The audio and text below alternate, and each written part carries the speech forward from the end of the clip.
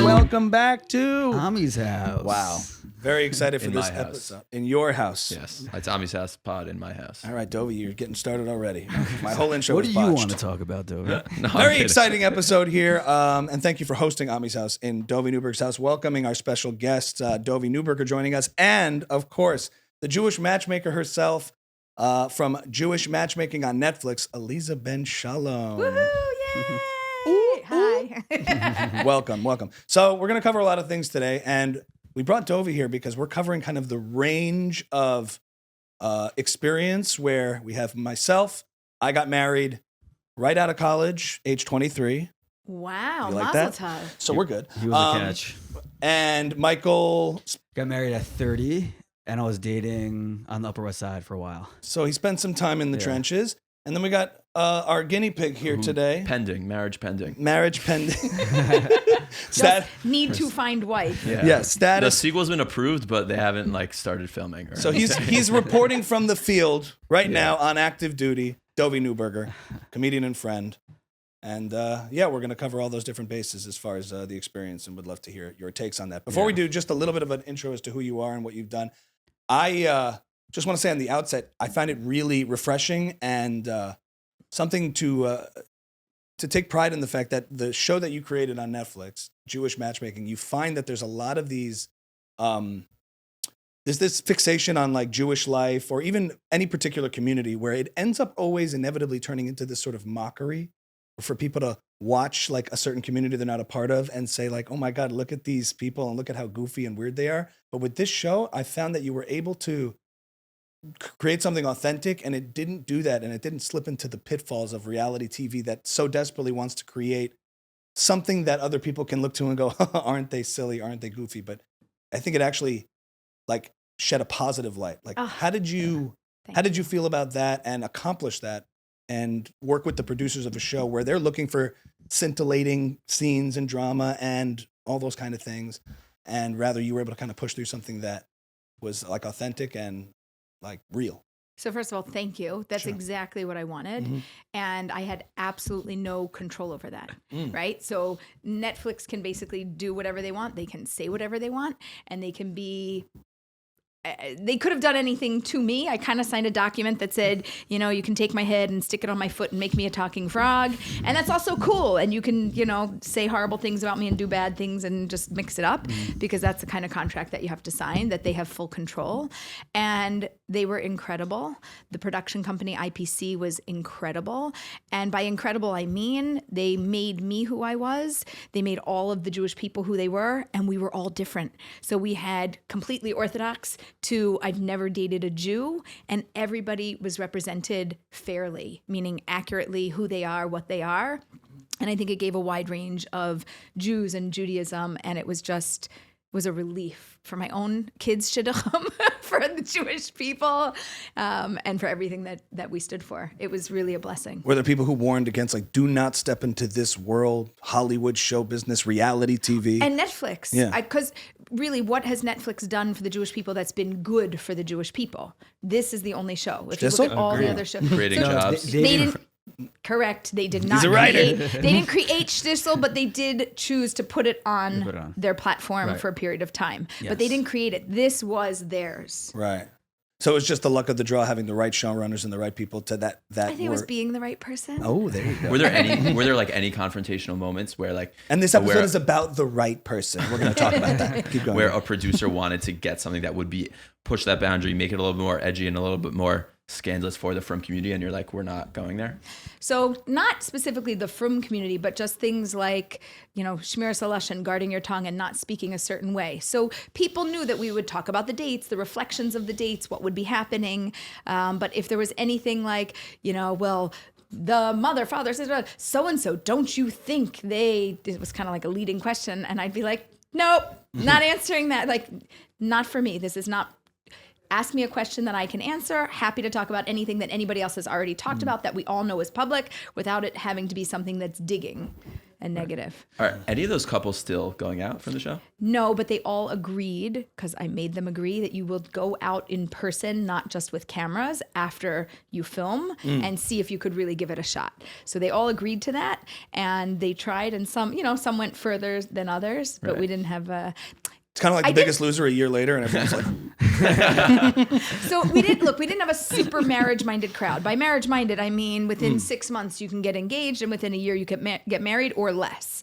Everybody's like, 3 years, 4 years. And I was like, 4 years for what? Like you met them, you know them, you like them, next. The only one that we had that was more time-sensitive would have been Faye, who is Orthodox, or Cindy from Israel, who's traditional.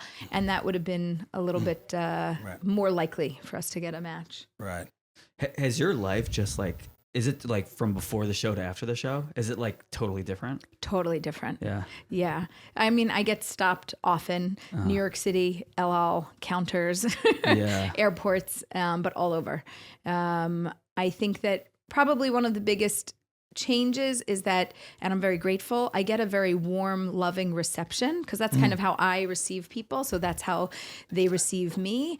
And they are working really hard to help me do what I want to do, because they see the bigger vision now. So it's been a tremendous blessing. Yeah, I think you also did a really good job with not making it about you, but making it about marriage, making it about the Jewish people. Yeah. Which I always really loved. Do non-Jewish people reach out to you to set them up now? They do. And they're like, I just like you and I just want to work with you. And I was like, I can coach. I could tell you what to do and I can tell you how to do it in your own community. But in terms of matchmaking, I don't have the network. Right. But we're interconnected with matchmakers across the globe. So I'm interconnected with, there's like an international matchmaking federation, collaboration, the whole thing. So we're interconnected with everybody there. And I will often make a referral and say, here, we can do coaching. We can support you in other ways. But if you want to match. And same rules for non-Jews. No touching for 5 dates, all that. Everything. Really? Yes. 5-date challenge. And my goal is that people should have clarity. This isn't a Jewish rule. This is like a universal human rule. Listen, I'm not asking them to go shomer negiah until chuppah, you know, or until down the aisle. I'm curious because now that you are religious, do you believe that? Do you believe that that's the best way for a person not to touch their spouse until they're in the yichud room? So I got married that way, and I grew up secular and I became observant. So I dated secularly, normally, and when I became observant, I started dating this way, and I ended up marrying my husband, and we didn't touch until, Mazel Tov, broke the glass, he held my hand, and I was like, oh, and I was melting. Like, wow, he needs some lotion. But it was better than a first kiss. It was like you married a human being that you never touched, and they held your hand, and I was like, oh, okay. I believe that physical touch is very confusing. So the 5-date challenge just says, hey, don't touch for the first 5 dates. If you like them and they like you, we've got 2 confirmations. Okay, whatever happens, happens. Take it slow. Don't go crazy. But the physical aspect of, I feel comfortable. I feel comfortable with you, but hey, I don't like you, or our values don't match up. Like, who cares that you're physically comfortable? It's meaningless for the future. Right, but at a certain point, let's say you've confirmed that you have that real connection, that deep connection. Like I grew up in a rabbi's house, so I saw a ton of divorce and broken marriages, and there was always like that small percentage that like it was a physical chemistry thing, and had they been physical before they got married, that probably could have been avoided. So a lack of, yeah, maybe. I mean, look, of all the things that we could work on in our life, the physical chemistry is something that we could have a lot of fun playing with. Like teenagers do that all the time. That's how they, and we're not going there. Anyway, that's how they experiment or they figure it out. But you could really work on so many things. But if I don't like your personality to a core, that's a really big issue. Like physical touch, we can shift that, like we can create that. But yes, it can be a problem. But if we look at physical intimacy as like an issue overall compared to values, alignment, who we are, life's dreams, supporting each other, I think that it's a much lower risk. I just to play devil's advocate, because I agree that it can be confusing, but on the flip side, the opposite can be true. I guess from this perspective of the man, where you're being driven by what you think is romance, love, and this like infatuation period, but if you're not touching, then you put all the eggs in this basket. You pedestal it as if it's going to be this thing.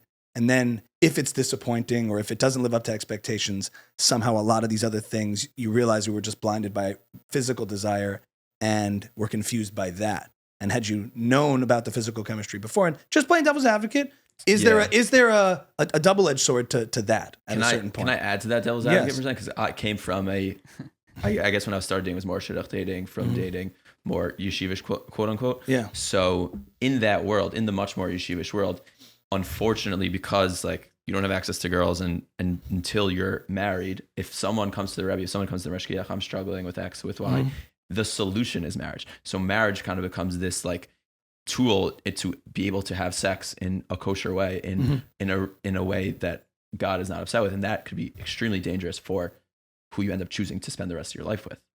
So the good news is I'm not a rabbi, so I don't have to face all of these things. But as somebody who works very closely in this entire area, the reason I have what I call the 5-date challenge and no touching for the first 5 dates is you get to make that choice. My rule is first 5 dates, and then we don't have to actually, not that I don't have to deal with it, but you get free will, you have free choice to manage the relationship the way that you want to manage it. So I think that try to make sure that the values are aligned, and then you can take it from there, right? Like I understand the concern. I hear the concern.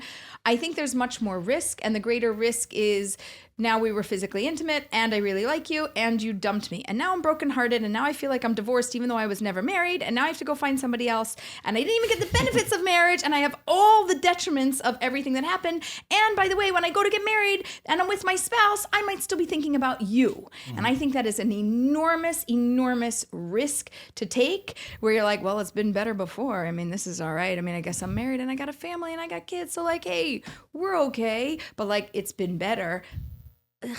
Like who wants to have that baggage? And I think that psychological, emotional baggage, which is probably more going to be on the woman's side than the man's side, because you guys forget 30 seconds after something happens in life, it's fine. It doesn't take that long, but right. Exactly. Okay. So it's forgotten even before it happens. It's forgotten even before it happens. So, but for a woman, it's a huge risk. It's a huge risk. Right. And for men, the truth is like, you're not a better human being because you've, had all these experiences. For sure not. Yeah. And having been physical before you got married, did you feel insane going to your chuppah? Like, that's a great question. Like, because my wife and I also, like, we were both less religious, and then when we got married, we were like more religious. Anyway, but like, yeah, there were definitely questions of like, are we out of our minds? Like, how did you like cope with that?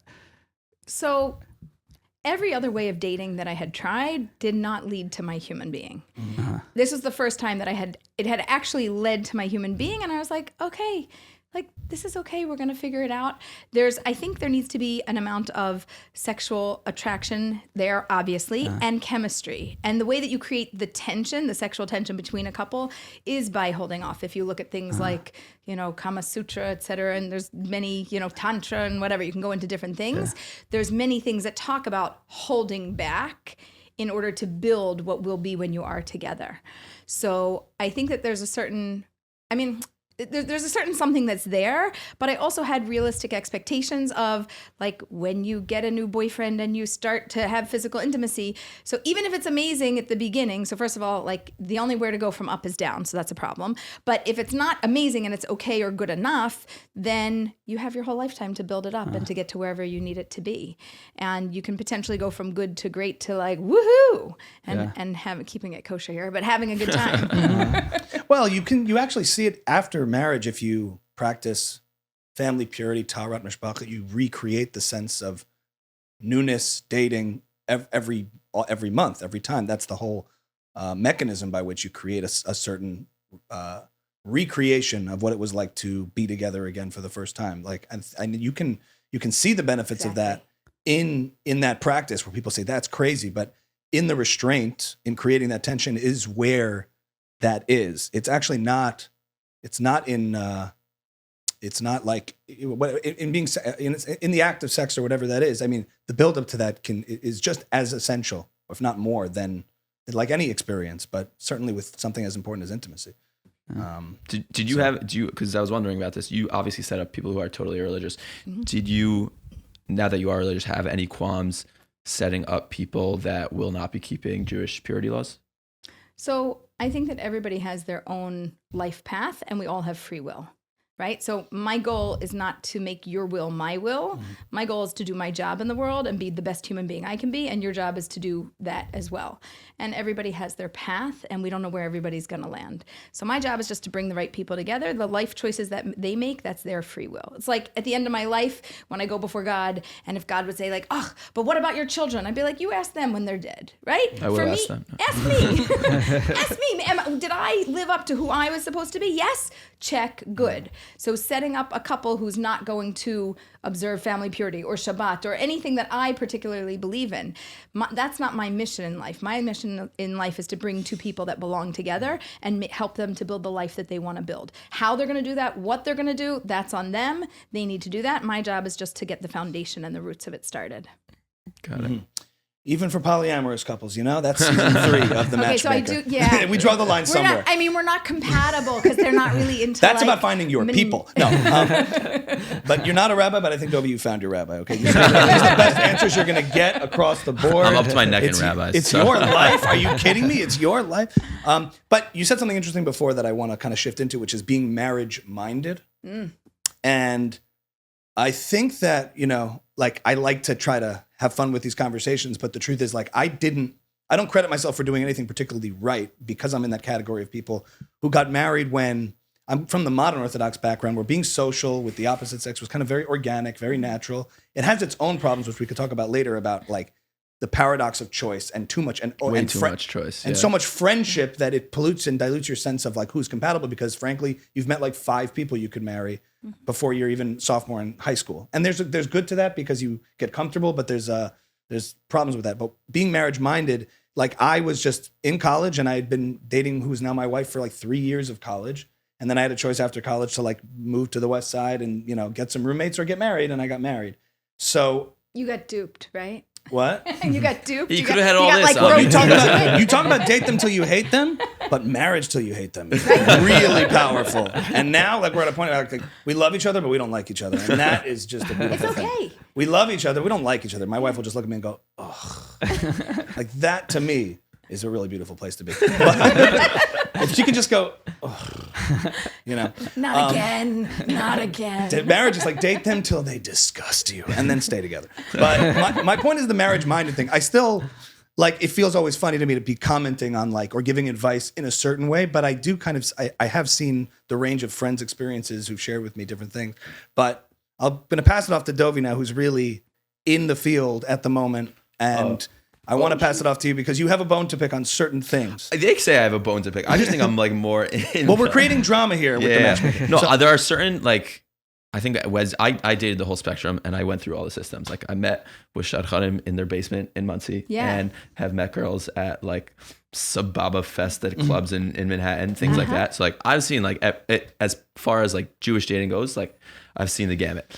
I do happen to think, as I told them before, kind of like Churchill said, democracy is the best of all the horrible forms of government. Except all the others, yeah. Yeah. I think the worst of all forms except all the others. Except all the other. I think that shidduch and matchmaking is the worst form except all the others. It is the best of all the bad forms of meeting a spouse.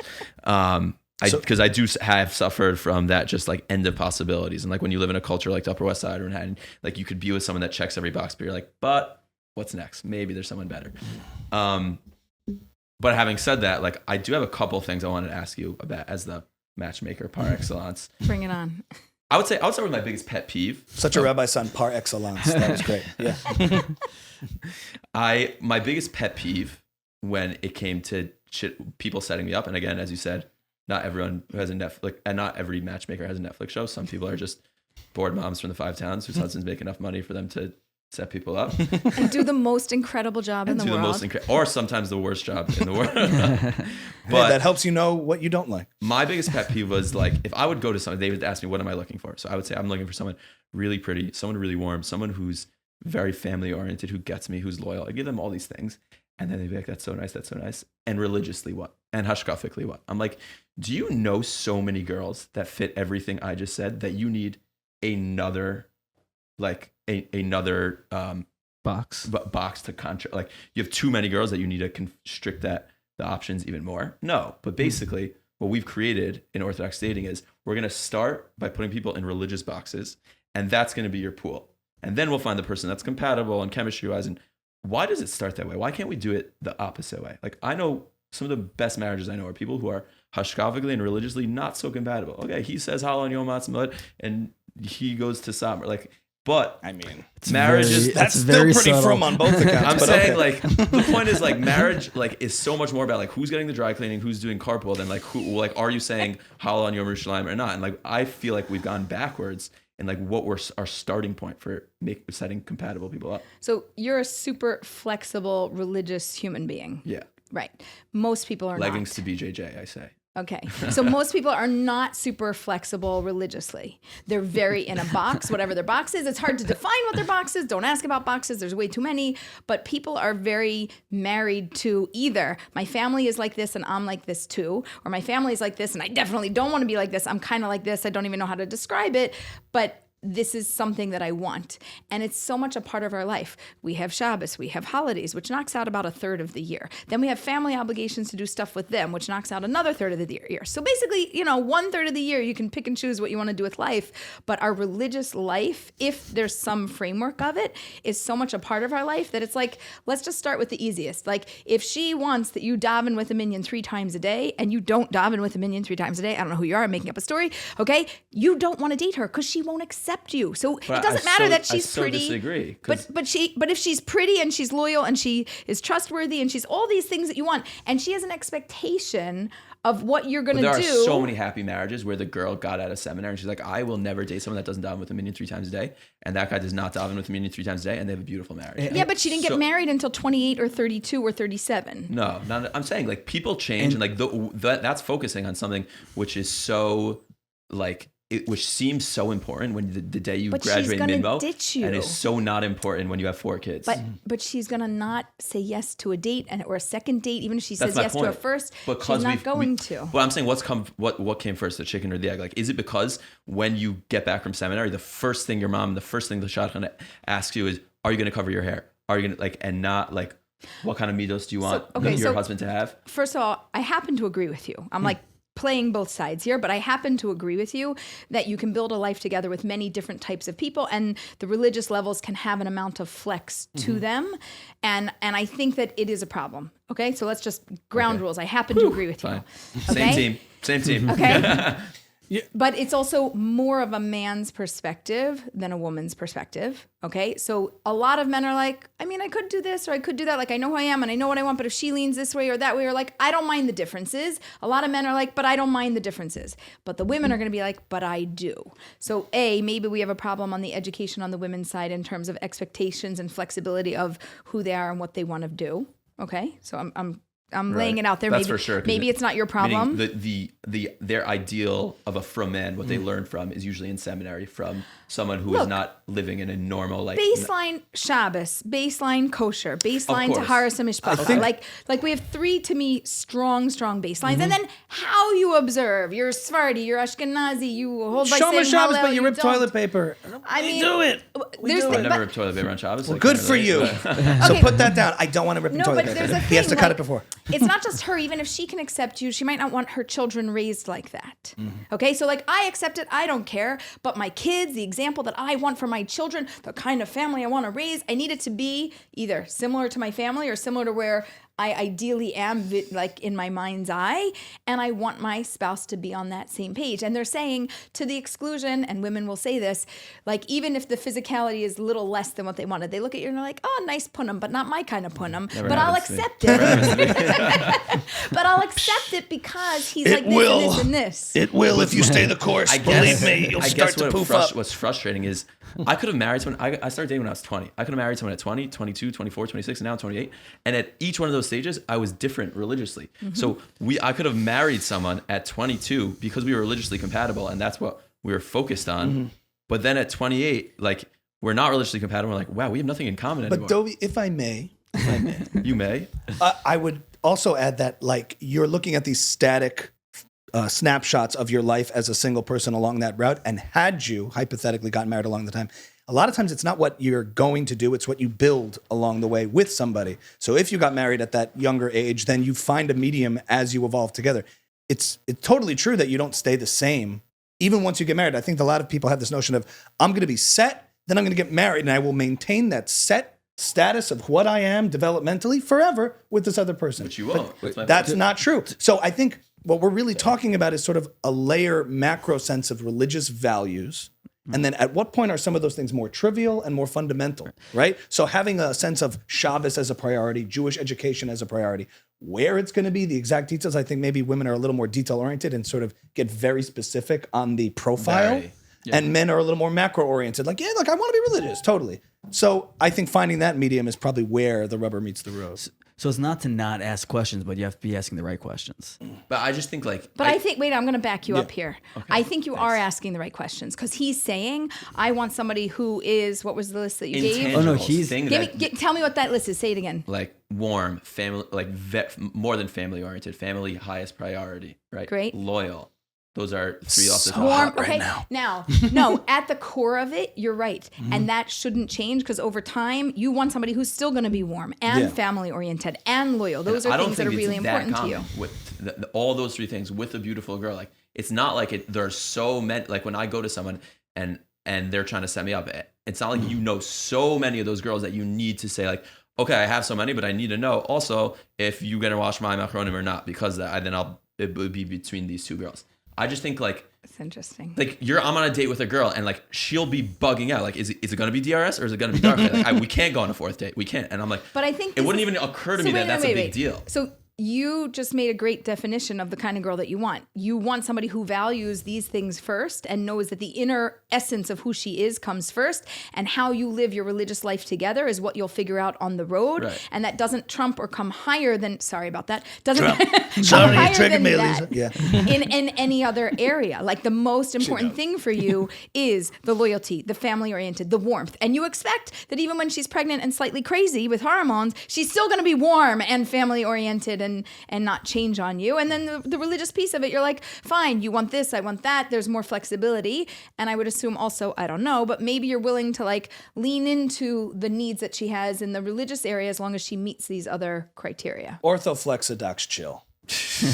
Figured it out. Right. That's what I also don't, this is another point. I think you mentioned this on Modi's podcast, and I've heard this from every Rebbe, every Mashgiach, except for my dad actually, which I really appreciate, is that there's this idea that we tell boys, religious boys, that they should marry up religiously. They should marry someone who's like gonna want them to be more religious. And that to me is one of the like I have enough guilt and pressure like between me and God. Like I don't need a mashgiach. Like why do we do that? That sounds so like unhealthy to me. And I'm curious to get your thoughts on that. Yeah, I like that makes my brain hurt a little.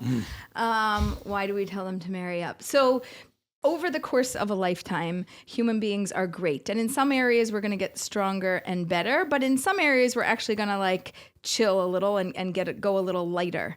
And for somebody who is religiously wherever they're at and or struggling where they're at, they're probably going to stay where they're at or get chill or lighter over time. I should go like this and this, not like up and down, but like they're probably going to. But we know what you're saying. Okay, great. So good. So we're going to probably chill out a little bit more. And right to left is down. So if they're going to like freak out that you're going to chill out over time, then she's going to freak out. And then that's not going to be a good shidduch in the end because she's not going to hold herself together. So you want to make sure they're like, oh, marry up, so that even if he's moving in that direction, it's cool. By the end of the lifetime, we're still going to be at a level that she can tolerate. I don't know, I'm making up a story, but that's one version of what might be going on in somebody's thinking. Okay. Also, I don't know. I think marrying someone who's complementary, but in the sense of male and female temperament, like to the extent that a woman can orient you properly to achieve an ideal that you also agree with, not something for her sake, but for your sake, but it forces you and orients you to like do better. I know you don't like that. I know you don't like that dynamic. It's to be your best self is what I heard you don't like that dynamic. No, I like it in a Disney sense. Like she makes me a better person. She makes me the person I want to be. Like, yeah, that's first not even what I'm saying. When you're in the romance stage, but like when you're just like arguing over changing diapers, like does she still like are you still happy? Like she's forcing me to be that guy that I wanted to be when like I We was really Well, I'm need not saying just the best. we need a What? chill wife for you. We Yeah, you need a chill. No. I'm going to tell Do you you have the the number. pictures here? Can you take out some resumes for me? Well, I'm going to tell you what to look for. Somebody, this is, of all your criteria, you have good criteria. You should keep your criteria. But what you should look for is somebody who is not on anxiety medication, who does not suffer from anxiety. not Jewish. So they won't steal any of mine. That's so he has to find a convert. He has to find a convert. I Who got it. is- All right. it's not a bad thought, by the way, but also somebody who is just even tempered, even keeled emotionally, and has always been that way, and doesn't lean towards, in terms of like neuroticism, doesn't lean on the high end. That person will never marry me, so Yeah. we might have to work on that. But Yeah. No, we need somebody who's going to just love, accept, and value you for who you are, and that you get to choose the direction you're going and what you're doing and when and how and why. And that she's like, great, because I have a great human behind me who backs me in the life that we want to it's build. so crazy that she in 20 minutes she was able to tell him. But it also sounds like you spend a lot of time worrying about like yourself and your development enough that you don't need somebody else piling on. Because it's not like you're not just like I'm good. You're kind of like no, I'm trying to figure it out. Right. So Yeah, are you somebody, just saying if not you everyone's were like too complacent, then somebody hear pouring that. some fuel on that would be helpful. But in your case, you need someone to sort of be a calming force for you. It sounds to me like you're in the wrong like dating scene. Like all of your I couldn't criteria be in the wrong are dating scene not- because there's no dating scene I'm not in. Like I don't know how that's possible. I've literally gotten red on the sorry for you have non-Jewish ones. Red REDT suggested too. You guys REDT? I don't actually. No, know Yeah, what yeah, that yeah. is. Fill Like me to read in. a shidduch. The To red read a is- shidduch. It makes sense, right? Oh, you've been I've red. been read in the same day to like Captain BJJ and like leggings and a tank top, and I'm really fine with both. But you're maybe st- but calling you're her still that is the problem. I'm just- hey, what's up, leggings in a tank? That's his pickup line. You're still dealing with Shadchanim though. Some if they'll deal with me. Well, can I- mean, but can I most just- of them block my numbers by now. Just to reset it for a second, because you pointed to something that I actually did. I was sympathizing with where you were talking about this frustration about the checklist thing, which is the Shadchan MO of like trying to figure it out. But I feel like for girls, what they're looking for is a checklist and not a person.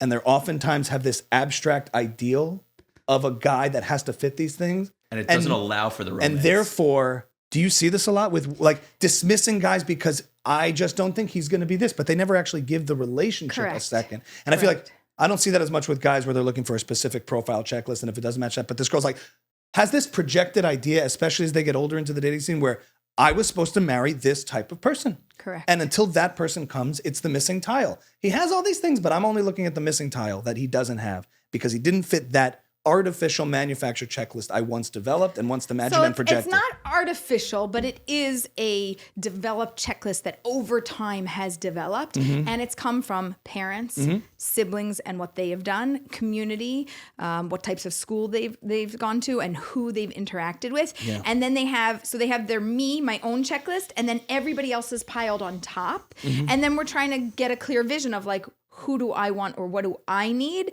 But it becomes less about the I and it becomes more about, well, what's going to work for your family, your community, your, where you came from, where you're going and all of that.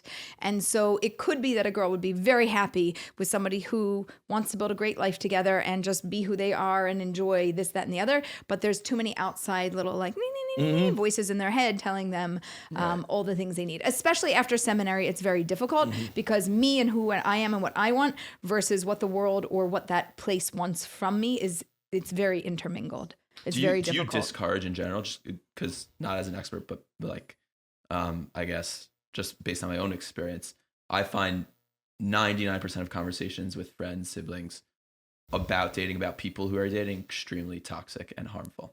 Like I find the conversations girls have with their friends about, because I really don't think girls are able to separate that like innate jealous thing that's going on inside them when they have conversation with their friends and they're inclined to say things which aren't helpful to You mean like, relationships. oh, it's going well?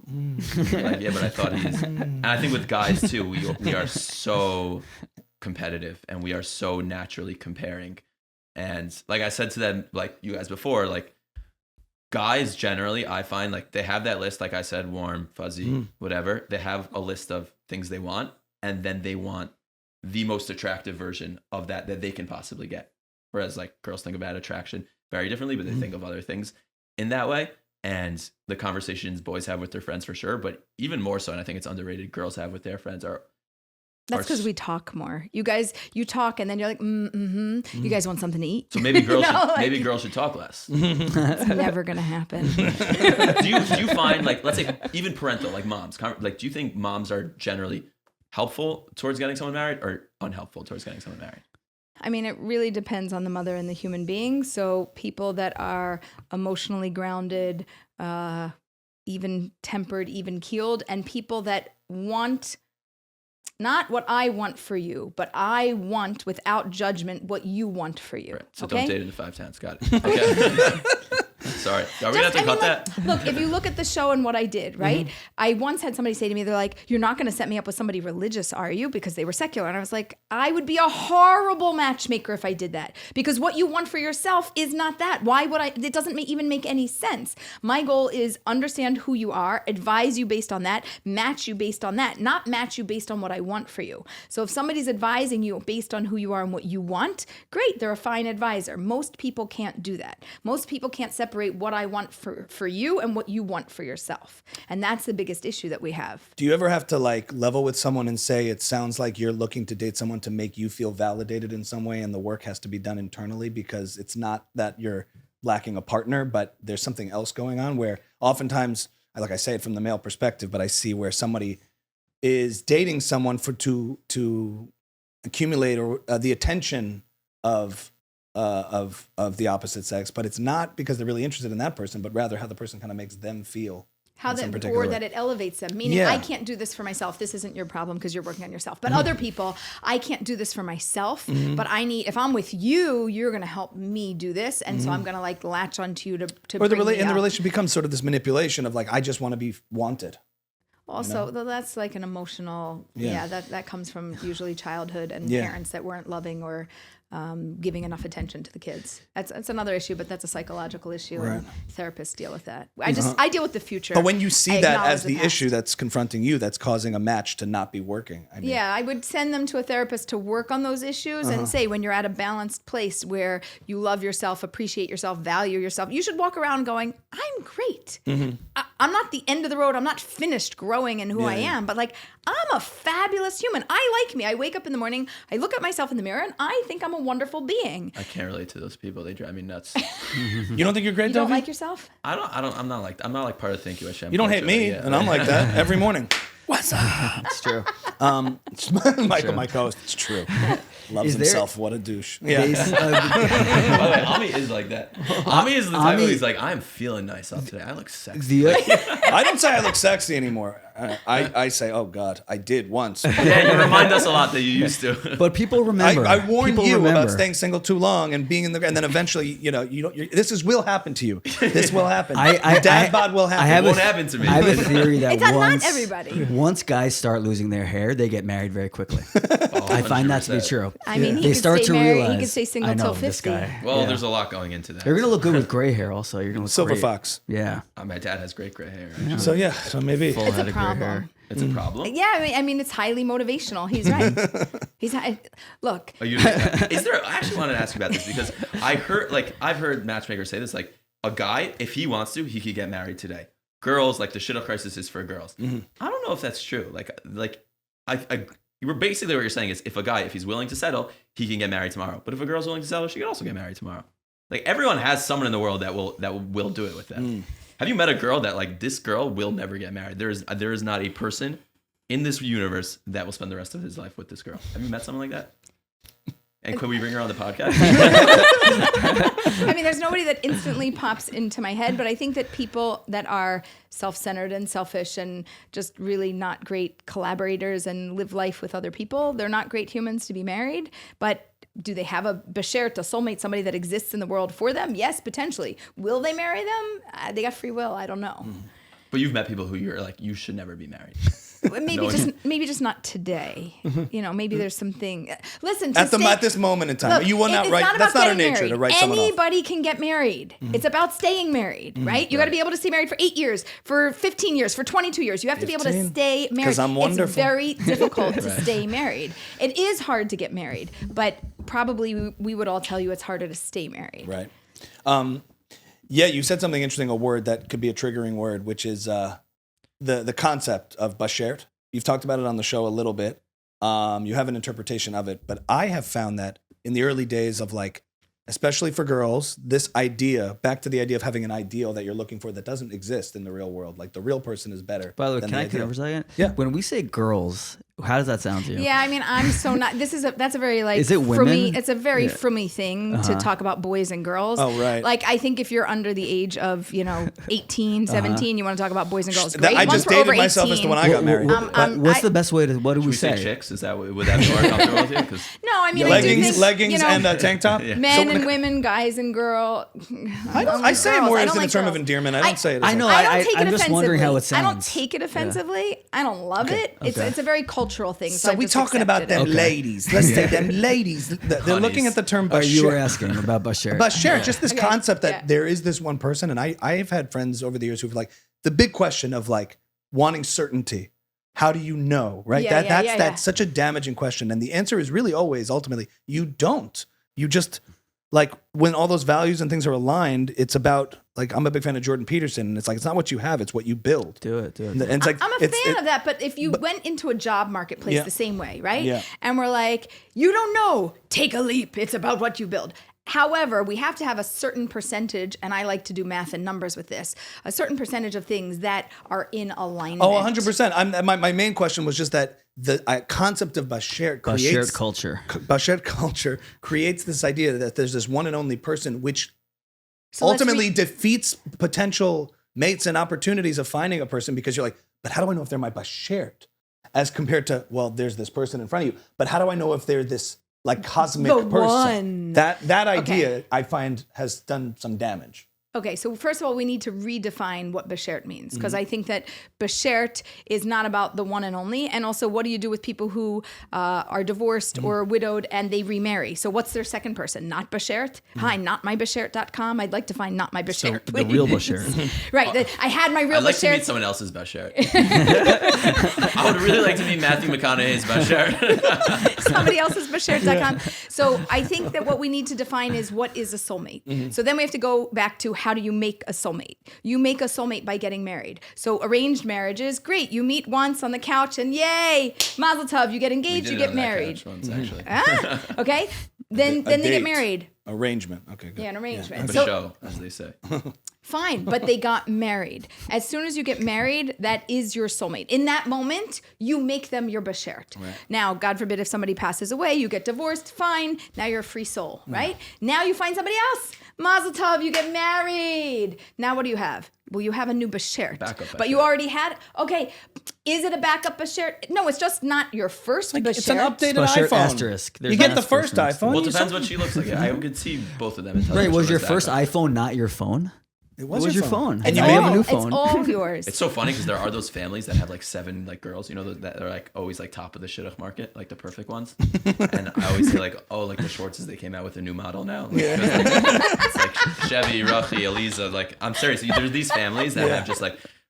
Like it's usually like a wealthy family Chabad, with like, wealthy just, like Chabad. beautiful, nice girl, homemaker girls, and that like there's a bunch of them. Yeah. And they just have like there's like a new iPhone out every year. You live in a wild world. I don't know any of this. It's I right, know right what he's here. It's talking all about. in Yeah, here. well, I perceive worlds in a while. It's all under the hair. Yeah.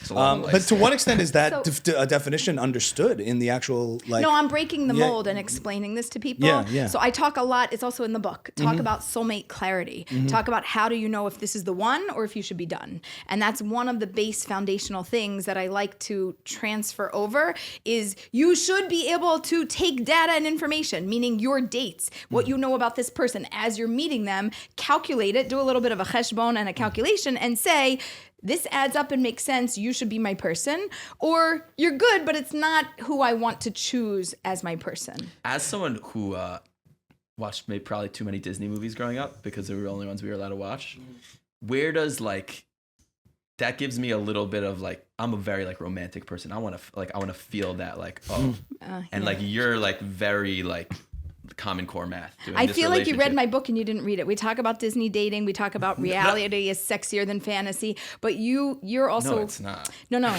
it's not. You should see some but good it fantasy. should be. Okay, we're not going there. But you are what I would call like an I dater. So I have a little dating explanation. Okay, you ready for this? Is this an iPhone thing? This or is do you in the mean book? eyes? It's not like an This isn't iPhone. like a This selfish is dater? not. It's not a book. No. Okay, so just imagine like a bell curve. Okay. Rip him to shreds, Aleeza. It's time. We've I been went to law nice school. enough. Bell It's curve. okay. Okay, bell curve, right? So there's I was always on this part of the bell curve in class. correct, and you're there also. Why did Okay. you say correct? That's the low part. Yes, correct. Great. So you're on this side. There's the I daters, there's the you daters, and then there's what I call the we daters. I'm going to explain them. 15% only are I daters, 15 are you, and 70% are we daters. You're an I dater. I daters, Wait, they're like, I because know. you said I and then you, but it wasn't me, you? No, Can you I'm going to clarify? explain. Okay, No. sorry, yeah.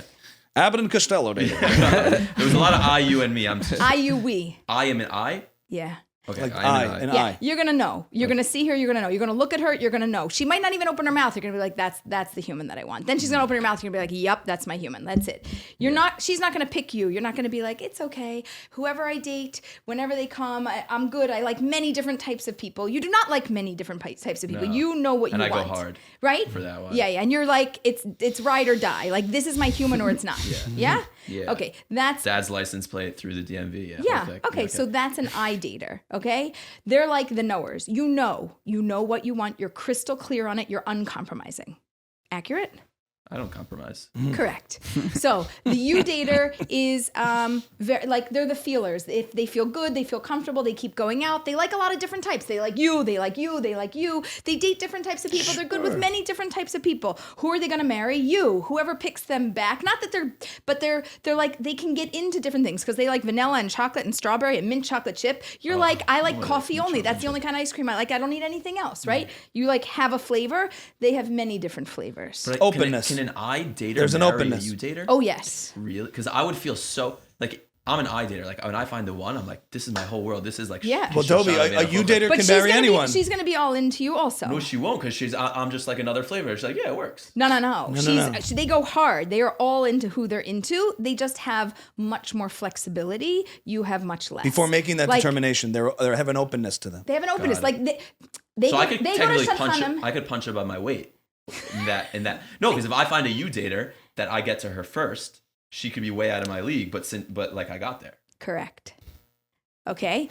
And then Listen up, boys and girls. okay. And then there's the we daters. 70% of people are we daters. Okay. So I dater, you're the thinker. I mean, yes, you're the thinker. You dater, they're the feelers. They feel like they go by the vibe. We daters Are polyamorous. We daters. Okay, no. sorry. And that's the first time we've heard that one. The we daters always say, I don't know, right? So they go out and you're like, how was the date? They're like, I don't know. Did you Yeah. like them? I don't know. Do you want to go out again? I don't know. Well, what do you think? I don't know. What do you think? They kind of want like a community of decision makers. Their mother, father, sister, brother, best friend, neighbor. seen that Okay, a they're lot. like, That's where the I Ben don't and know. Jerry's I don't comes know. out, I don't know. watching Yeah, Devil like Wears I don't know. Prada with I their mean, this is friends and okay. pajamas. 70% of people? 70% I would of say people have a so. very hard time making a decision. Yeah, and the way for them, date them till you hate them is Yeah. excellent advice Right. because eventually either they'll become clear or they'll get dumped. It's limbo It's for fine. them constantly. Right. It's like a limbo. It's They're not fine. sure. It's So okay. It's funny. fine. Yeah. I mean, he was okay. cute, but I didn't. I didn't feel it. I did feel That's it, hard. but is that all I'm That's supposed to hard. feel? Yeah. I don't know what I'm supposed to feel. So they're more of the thinker, like they're heavy on thinking and lighter on the feeling Is and there an knowing. age they usually get married?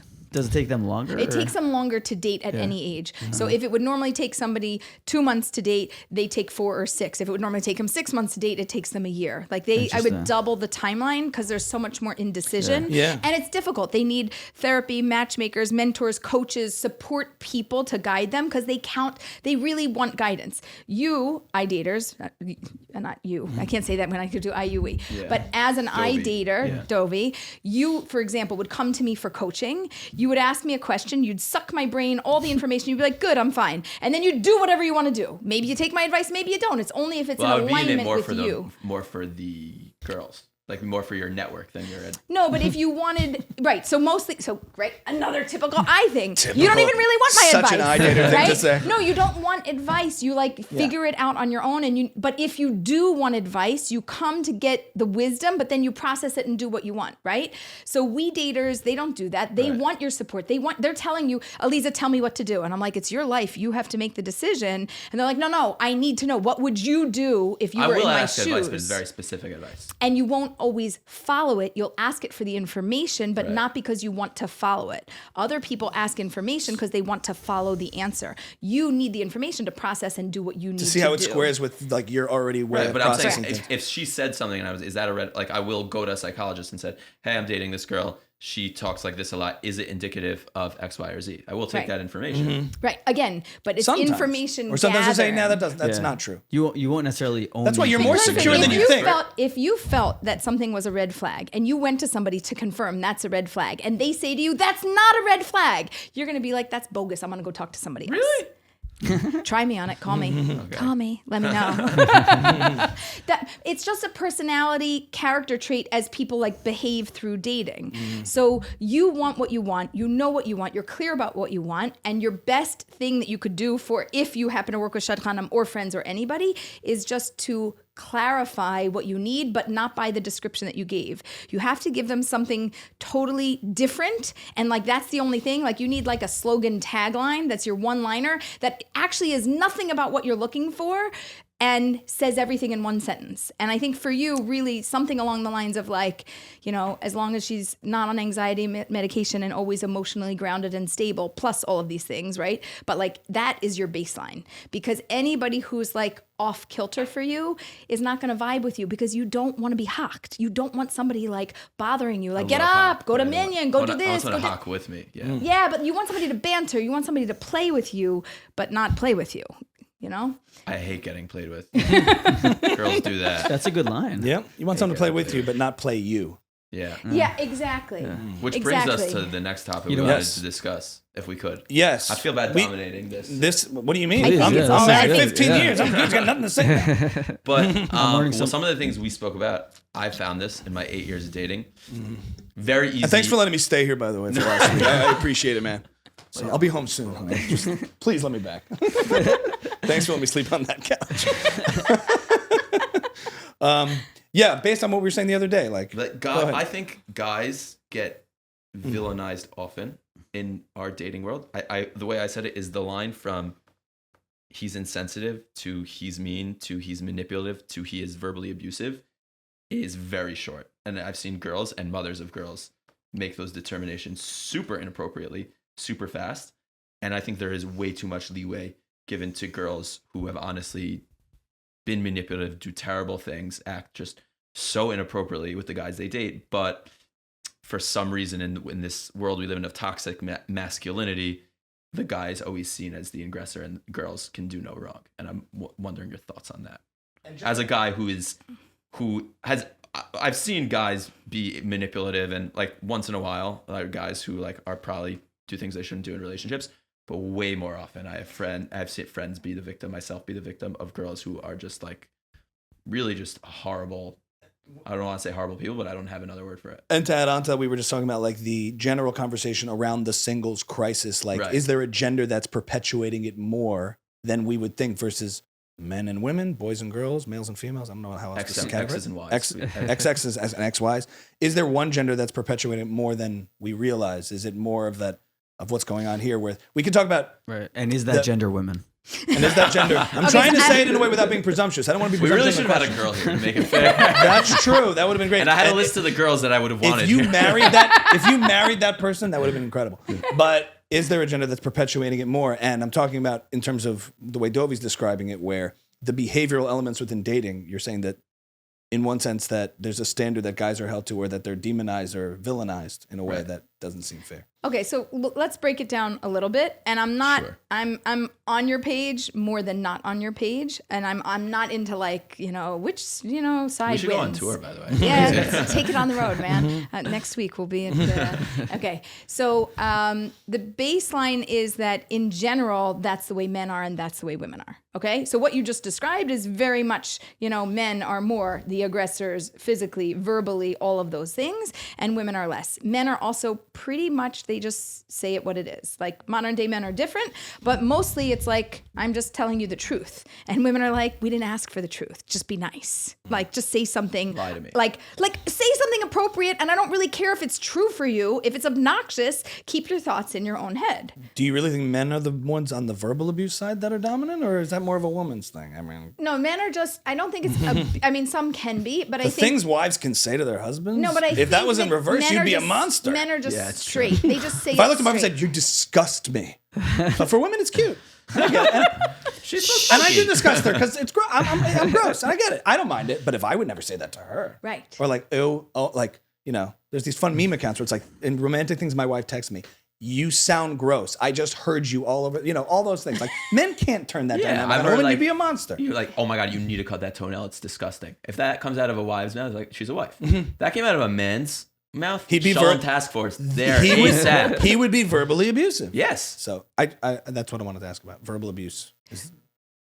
So again, this is Because you said the verbal and the physical abuse is the yeah. main So thing. I'm not a therapist and I'm not in this world, but I see that there are different standards and different ways of speaking and communication. And I think in general, it's one of the things that we have to overcome is how we connect and how we speak to each other.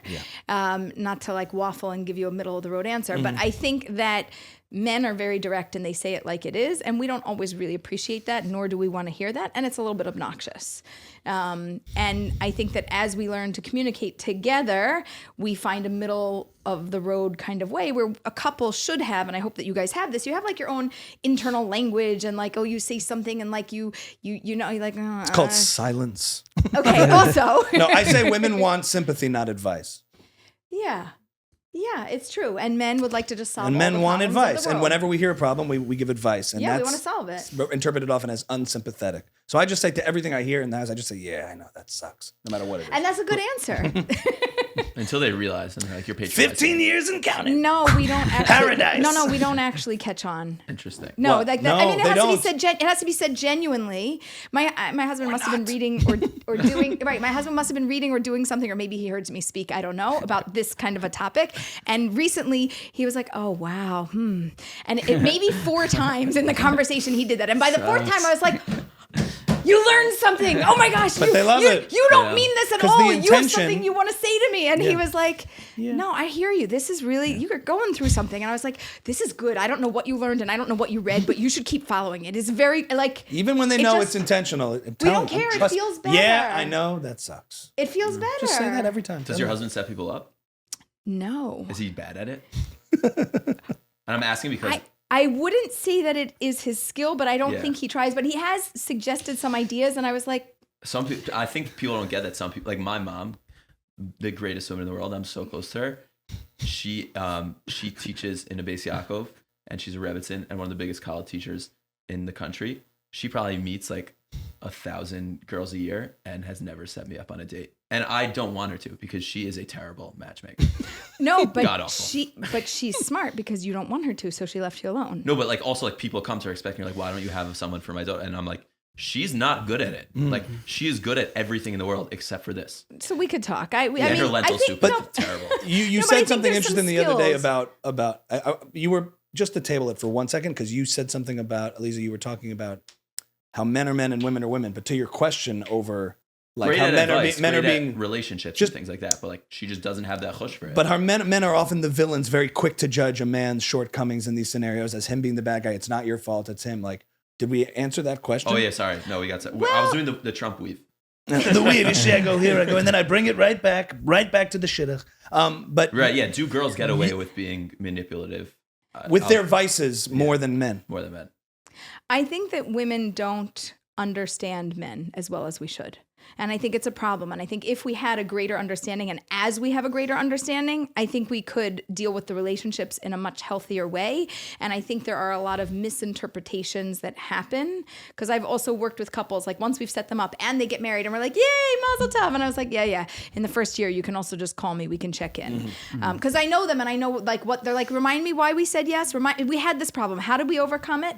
But also sometimes, again, a man will just say something. He'll just directly say it and she'll be like, so it's insensitive. And I was like, no, it's just normal. He doesn't mean anything by it. He doesn't even know it means something to you. She's like, but that's insensitive. I was like, no, that's just masculine. Like that's different. So then say to him, hi, I would love it if you would speak to me like this, and tell him, don't hint. He can't handle hints. Hints mean nothing. Spell it out. Just say it exactly. Right? Okay, can I give you an example? Maybe my husband will listen to this and he'll laugh. But you know, like I get dressed up, we do something, we go out to a nice dinner, right? And like we're not hugely like wildly verbally affectionate, romantic. It's not like our thing. But like every once in a while, you put something on, you want to be like, sweetheart, you look lovely. So like I wanted to like hint to him like that he should notice and say something. So I looked at him and I go, sweetheart, you look lovely. And he goes, thanks. I'm dying. I'm like, what? Thanks. And I was like, and he's like, oh. And I was like, no, that was a hint. I wanted you to tell me I look lovely. I'm not doing this for me, and I'm not doing it for any other man in the world. This is just for you. So if you don't compliment me, there's nobody else I want to hear that from. It's just for you. He's like, oh, you look lovely, dear. And I was like, good. Now next time, not now, but the next time, just say like, you look lovely. I'm telling you. Just like that, in that voice. Like that, like just, give me something. Give me something, right? Since then, it's great. We just totally transformed our relationship. Why? Because I just told him exactly what I wanted. I don't need it to be a surprise, and he shouldn't be a psychic. And after 22 years, you still have to do that. Yeah. That's encouraging. That's encouraging. No, but it's very easy now because I'm like, oh, remember that time we did this? So now we're going to do it with that. And here's what I want and need, and here's what you need. So, and like, okay, we work it out. You're still working it out. I mean, listen, early on, I had a woman who advised me. I said something about like, a piece of jewelry. And I wasn't into jewelry, but I was like, I like this one thing. She goes, so buy it for yourself, wrap it up, give it to your husband and say, here, give this to me, sweetheart. I bought this for you and you gave me a present. And right now, this might really offend a lot of women and men, but I did that. And I was like, here, this was something I really wanted, but here, you give it to me, but not until we have a thing. Like Sukkot on the Chagim, you give something. So save it for Sukkot. Now, I gave it a little early, so that's really a bad move because how is he going to remember? And I was like, remember that thing? I think you put it in the drawer on the left. And he's like, oh, yeah, I bought you something. This is for you. And I was like, thank you so much. So if you like romance and you like mystery, so tell your partner you want romance and mystery. I don't care about that. It doesn't have to be a secret. My dad to would me. do a version of that. I remember whenever they would go something like my mom liked something, he'd be like, okay, we can't afford it. And then we'd drive back to the store and buy go get it. Right. Yeah. Some women don't really like the mystery because like there's an element of like expectations and wanting things to be a certain like, and then it's like, like I wasn't part of that. But who wants to get a present that you don't want? Like they give you something and you're like, thank you. When I say some women, never gonna wear that. I mean, my It's wife. like when they buy the Shadchan of vase. But it's like there's a little boyish just quality. give us cash. Yeah, of wanting to surprise whatever. No, I like people always ask me like, oh, they set my daughter up. Like we're thinking about getting him this, thinking about it, and like I'm like, he wants an envelope with money inside it. Like, correct. And if he wants what you were gonna get him, then he can buy it. And they're like, but then he won't remember us. It's not the same. I'm like, so then you're buying it for yourself, not for him. Correct. There's a funny. Do people try to pay you in like chocolate? Really? Chocolate. Oh, Like cheap. I hope it's nice chocolate. Godiva? I don't know. I don't know, but I don't like chocolate that much. How much chocolate could you buy someone? I mean, we've had all sorts of things. She lives in a chocolate house. No, we've had all sorts of things, and I agree. It just you pay with your. Yeah. That's what in the Svarim, that's what it says to do. There's a side note. There's this funny Bill Burr bit where he's talking about when he got married, and he's like, "So we're about 2 years into marriage, and one thing I realized about getting married is we're always working on me. We're never working on her. That's what it is. I don't know. So you said something to your husband and to help improve it, and he's helped me too, though. Yes. Okay. So, Okay. Give me the flip of that. To keep things even keel. We're always working on me. I was like, she knows Bill Burr. That's crazy. No. But so he's helped me too. So we've had things, and sometimes like I'm very loving, trusting, love everybody kind of human, and there's sometimes not good humans in the world. And if I attach myself to them, like I'm can be influenced by people in a negative way. And so he lovingly has said like, you need to choose, the right types of friends, and this type of a friend is bringing you down, not up, and you should probably do something about that. And so like we have very real conversations, and it's not easy, and it's not the thing that you want to hear, but it has transformed relationships. Okay. I have a question. Yeah, It's a go little ahead. bit deep. Yeah. You guys ready for it? I can handle it. As Well, I'm, even asking permission to ask a question like that, Michael, is appreciated. as I'm hearing you talk to Dovie, I'm thinking what a really good Shadchan is someone who understands the Jewish people and understands what a certain generation needs. So where do you think the Jewish people are in your understanding right now? Let's say everyone under the age of 35. Okay. What's your read and on- the on- Jewish people from secular, You've seen it all. You religious, deal with it B'nai all. Yisrael. Yeah. The B'nai tribe. Yisrael. Yeah. So the biggest issue that we have right now is either no marriage or delayed marriage. And it's not a Jewish only problem. It happens to be a universal, Cross-cultural, yeah. a cultural issue, but we are literally missing generations. So just think about it. If you got married at 23, okay, or 21 or whatever it is, and somebody else doesn't get married until 38, okay, you could get married, have kids, whatever, and by 38, you're already into the next generation. They haven't even tried to start. So we're already missing one generation, possibly two. And then if you choose to never get married, we're supposed to be small in number, and that's what we're promised, but not that small, right? So we have a certain obligation to... Size matters. Another topic. Anyway, we have an... It's good for your next book. Patreon, patrons only. We'll do a bonus episode for members only. And Dovie, you can ask whatever Sorry you about want. that. Sorry, that was my last. I had to get it out. That's why you're still single. No. No, but we, the Jewish Opening people, line on every date. are not choosing community and family over independence. And we've fallen into the trap of the world that we should be independent. We should go and get an education. We should figure out who we want to be and what we want to do with our life and earn a good living. And we should be independent. And that's not at all a Jewish concept. We believe in community. We believe in family. Independence, yes, you should be a free, thinking, breathing human that has free will. But independent, no, don't go live on a mountaintop all alone and meditate all day. Live with your people. Do your thing. Build your community. Build the world. Be a light unto the nations. And not a light unto your own world, but a light unto the nations. You can only do that within a community mindset. And the foundation of any community is family. Family, community, change the world. That's how it works. And we are missing generation after generation. And that is our biggest problem. So do you think the feminist movement, sounds like what you're saying, about it is very harmful to... Well, I would say it is. And I know that I will get a lot of flack from many people in many got the different clip. areas. 100% it the is. the feminist women are saying movement- it themselves. A lot of women are saying it themselves. It's not that... It's not I speak to a the lot of them. movement. It's not the movement itself that's a problem.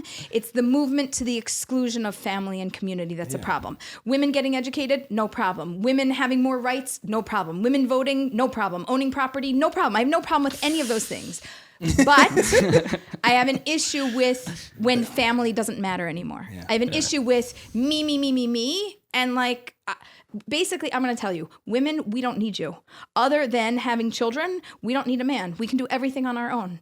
Unless I want to have a man in my life, I can do anything. I can work, eat, sleep, vacation, have friends, have community. I can do everything except Spiders be in the bathroom? married. my wife and deals with that is spiders. I draw the line there. My husband, sometimes I'm like, listen, I really don't bother you about much, but like bugs, it's your thing. My best friend, his wife is expecting, and she called me. She never calls me. I was like, she's going into preterm labor. I was freaking out or something. I pick up. I'm like, I'll pick you up. I'll go to the hospital, whatever. She's like, he's out. There's a bug, a huge bug. You need to come over. Yeah. I'm the exact opposite. And she called three of his friends. And you See, delivered you're right good there. for something. But in general, we're so smart. But I'm We're just saying, you saying stupid. if you're preterm, let's go, we'll go to the hospital right now. That's like the hottest thing you could say on camera. Yeah, I know. This episode, We clip that. we'll clip that. You just saying that like, because I was ready to just help take it. I mean, come on, ladies.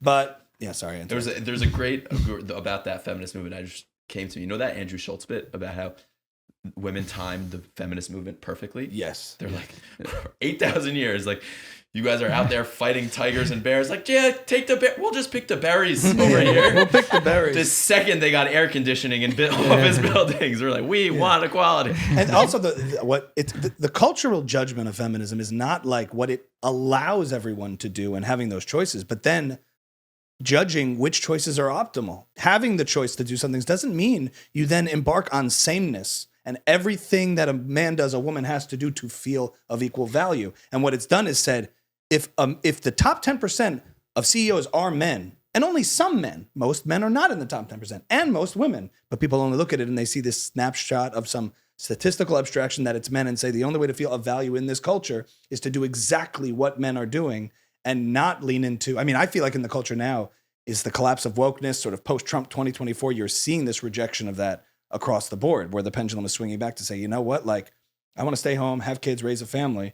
Not to say those choices of career are not open to me, but investing in those things as a primary and not as a means for a lot of women has seen, I think a lot of people probably found a lot of women in their late 30s and 40s who are like, you know, this bill of goods I was sold is not panning out because I have no family legacy and the things that are actually matter. And even for most men would admit that while the career is very important to them, in the long term, which is really everything that it is investing in family and your continuation of narrative and community. So, yeah. I think feminism took away the balance between masculinity and femininity. And I think within Judaism, we're very strong about that. We understand that in a crystal clear way. Simply like for men, you have time-bound mitzvot, and we mostly don't. We have a few, but really we don't. Why? Because we operate differently. Because of who we are intrinsically, there's different rules of nature and the world and godliness that exist that are just not the same for us. And I think the issue of feminism is simply that it tried to make us not equal, it tried to make us the same. And it didn't value the differences.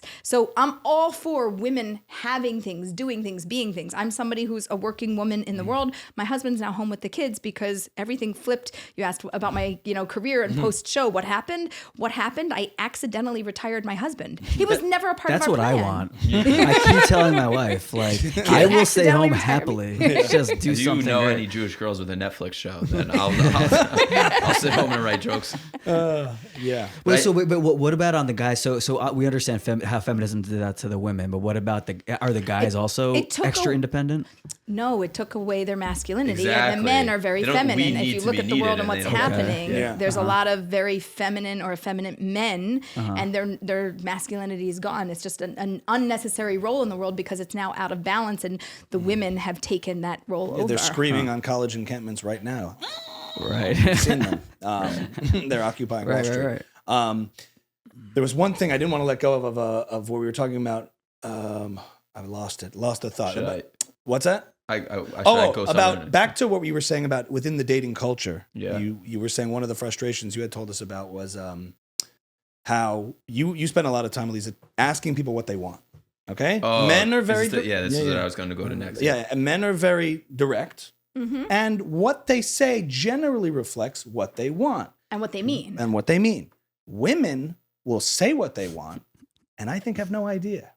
And I'm being kind of, I'm being a little provocative about that, but I don't think women really know. And therefore, other women setting up on their behalf or they themselves, it's very low resolution as to what's really ultimately going on, and even amongst themselves. And Dovie, you've mentioned to us also that the way we labeled it is you don't ask a fish how to catch a fish, you ask a good fisherman. And like when women are giving me like dating advice, this is what she wants, this is what she wants, it is not what she wants at all. And she just wants a good guy to be polite for her and like nice and all these things. And we're like, no, that gives me the ick. On the evolutionary level, he wants you to be a jerk to her, which is horrible because like I'm a guy who's like naturally a nice, caring, loving person. But that has pushed a lot of girls away because they want you to ghost them for a day. They want you. Oh my God, he's ghosting. Or, oh my God, he's texting. It's too much. Ew, ew, ew. Yeah. I have the ick. Guys don't really have the ick. Girls have the ick. No, you have the ick. We're icky. You're basically, no. I mean, men usually are like, love having a girl obsessed with us. No. We have the ick, but we say it right away. A beautiful girl that checks all your boxes and she's obsessed with you. That's the best feeling in the world. A girl like needs to be pushed away in order to be attracted to a guy for a little bit. And it's very hard when not like, especially like when you're getting advice from the Shadchan or whatever, that she's telling you like, just be a mensch, just be that. But that's what's making her unattractive to me. This is I've been a victim of this. Making you unattractive to her. The nice guy is a big issue. That's what's making you unattractive to her. Exactly. Because it's like, I need too nice. I am, believe it or not. No, you're very straight. I'm a product of being demonized by so many of these girls. naturally I am, but like I've been burned so many times by those girls who said like, we just want a nice guy. And then I become that nice guy and they're like, but I just don't like you anymore. There's something valuable about creating that wanting, but most of the time it's not fair because the guy's like, I want to do the right thing and be the mensch, and then that's turning people off. You get turned down a lot.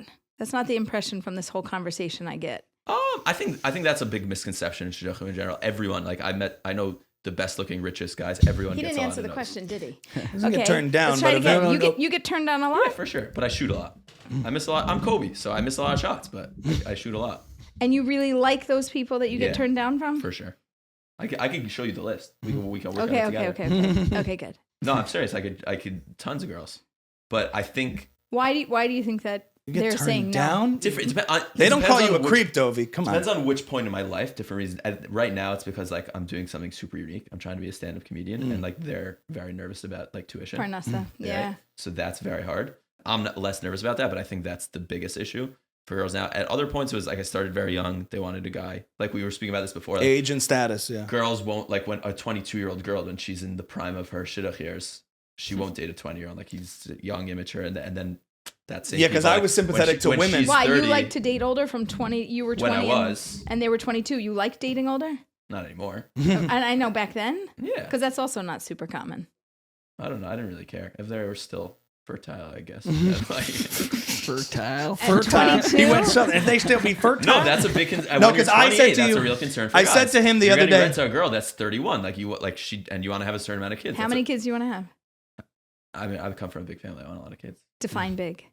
Define big. Like my whole family just went away. Like I'm the youngest of 6. They all have a bunch of kids. how many do you We don't like want, to count. Dovie? How many Stop grandkids evading do the you want? Do you question. notice he doesn't answer questions? I'm noticing there's a lot I'm a of politician. Very Jewish. You answer questions with 4 to a question. No, 6? I'll tell you the truth. I'll tell you why I didn't answer it, and I don't mean to make this too serious a podcast. I don't like talk. My parents were very involved with couples that couldn't have children, and No, I ain't hara. Poo, poo, poo. right, and it was very sensitive. Like my mom. Aleeza, I asked- what are you going to do with that one? I No, didn't see I that usually coming. answer like this. Like, if you could wave a magic wand and if what Right, you but wanted was in even alignment with what even God one kid, wants I don't for take you. for granted, is what I'm saying. But if what you wanted Dovie, was in that's a alignment fine with... answer. That's very I disarming. asked my husband how many kids you want to have, and he said to me, how many do you want to have? And I said 7, and he said, however Right. many we're blessed with. And then we had 2, a boy and a girl. And then he's like, good, I'm good. And I'm like, I said 7, you didn't argue. Right, no, but that's just the reason. That's the we reason. have 5. By the way, we negotiated down to 5. and that I helped the rest of the world to populate. Yes. That's the reason. I They're don't all like your having this children, Aleeza. conversation. Yes. They're all your children. Anytime I've been on a date or like in a more serious relationship, and they're like, "Oh, so how many kids do you want to have?" I like to recalibrate. Like, you realize that like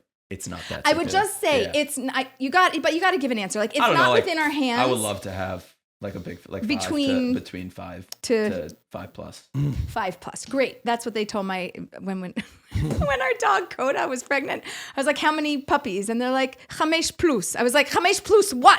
How many are in there? And they're like, 5, So 6. Israeli. It was 6. It was 6. She You had mean you had 6. 6 kids? 6 puppies. No, our dog. Oh. I made a shidduch with Coda, our dog, and her suitor. Oh, you're a dog shadchan. Oh, yeah, canine Is that Shadchan. shkafa important to dogs? Oh my gosh. Canine shidduchim is so easy. I love it. I love Same it. breed? I Go. love it. No, they're close enough. Yeah. No, You it's don't like want the same religion. breed. It's You don't- close You don't want enough. the same breed. Yeah, because they end up like It's probably very expensive. Also, you probably charge more for dogs.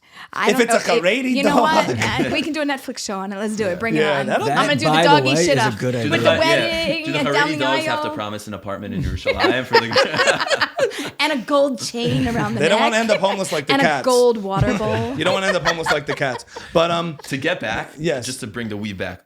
The weave. Because Bring it in. I'm curious. 2 of the very famous shadchanim in the religious world, I don't know if you're familiar with them, is there was a guy, he's not a shadchan anymore, Freddie Friedman. Used to roll Freddie Friedman for a while. And now in Lakewood, there's a very big shadchan, P.D. Roth. And they're 2 of the most successful shadchanim, and they're boys.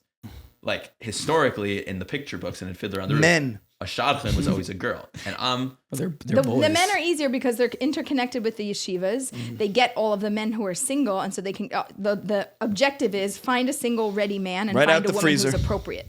That's the greatest way to make a shidduch. But I'm curious if the rise of male shadchanim is because they can give advice like, she doesn't want you to be so nice to her. Whereas, Yeah, I but don't back know, to I that. think you- Can I we think get you- back to that yeah, we question? didn't get an Like answer. the We didn't being get an nice answer. can turn the girl off, and how a girl will complain about being ghosted, but the guy is getting a signal that I have to create this space to create this want. Well, there has to be a sexual tension that exists, not just like, I like you, I'm available all the time. And creep. is like so easy. It's like, why is this so easy? It's weird. It should like, there should be some give and take and play. But also I don't know, but I think you like made a term up. I just want to acknowledge that you said like the rise of male shadchanim. So I don't know where that came from, but it's not on the rise, but it should be. You think it should be? That's the sequel to The Matchmaker on Netflix. The Rise of Male Shadchanim. It's like Avengers. Are you looking for a think- partnership? Can we do like an PD. internship? Yes. No, but I think that everybody should make a match. Not everybody has to be a matchmaker, but everyone should make a match. Everybody knows somebody who's single. Think about it. Mother, father, sister, brother, coworker. Everybody knows somebody in the world who's single. And if you're not single, they might be single because somebody's going to get divorced or there's going to be death at any age and stage. And the best person to match you, sorry to be depressing about that, but the best Statistically, person to it's gonna match you happen. is somebody in Yeah. your circles. You ever get a married guy being like, I'm going to use you for my next one? Yes, they do that all the time. Really? Yeah, I don't think their wives think it's funny. It's a 5 times. Can I use you for my next wife? Yeah, and I don't, like I do 1-on-1 only, so like I don't know about the multiple that's a wives. shame. Yeah, that's a different era. That's not my genre. Has there been Shadchan drama? Have you caused a lot of Shadchanim to like rise up and be like, she's a problem? No, Shadchanim and we are Do they like like best you? friends. There's no territories. It's not like mafias like that. Or There Chabad? no, I love Chabad. We're like, You hear I have Elizabeth Shalom's moving on my Oh no, Cedar but it's turf. like you can open up in this area, but these are my territory. Yeah. These are my singles. You stay away. You understand? no, so I'm not like that because I'm not territorial. Right. Also, I have a Rebbe dollar, so like the Rebbe and I have a bracha, really? it's a bracha from a Shadchan who she and her husband are Shadchanim. They're in their 90s, and she gave me the dollar that he gave to her with the bracha for shidduch, mamish. So like, Wow. Anyway, I'm very close with many Shadchanim, and I've done shidduch trainings for Shadchanim, trying to say, listen, here's how we should treat people, what to do. Here's the complaints that we're getting, and here's how we need to fix the whole shidduch situation.